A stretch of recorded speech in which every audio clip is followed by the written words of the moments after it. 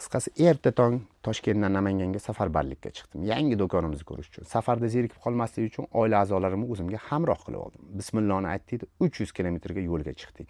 Bilmadim, yakshanba bo'lgani uchunmi, transport vositalari oz, tirbandliklar yo'q, haydashga hech qanday bir noqulaylik yo'q. Menga bu safarimda yoqqan narsa Qamchiq dovoni bo'ldi. Tog'lar, qorlar, toza havo, tunnellar, bu yo'lda o'zingiz bilasiz qanaqa mashina haydash zavqli. Qisqasi gap yarim yo'lda farzandlarim uyg'onishdi. Qorinlari ochganligi haqida nolishdi. Men ham boshimni ko'p qotirmadim. U yoqqa bu yoqqa qaradimda, soqoq somsaga to'xtadim. Nimaga soqoq somsa bilmayman. Meni uyimda buni ko'k somsa deyishadi. Lekin o'ta mazali, yo'lingiz tutsa tatib ko'rarsiz. Yana oilaviy yaxshi ko'rgan kir yeshganmiz oldik. Endi vodiyga kelib qolmizda deb Andijon muzqaymoqlaridan ham bir tatiylik deb sovuqqa qaramasdan Andijon marojinlariga eridim farzandlarimga.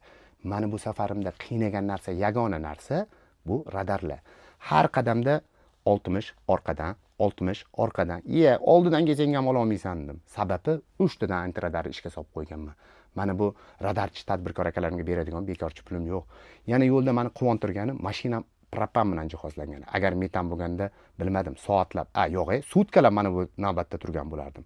Qisqasi gap, hech qanaqa navbatda qotib qolmadik, hech qanaqa tirbandlikda qotib qolmasdan Namanganga asta-sekin kirib keldik.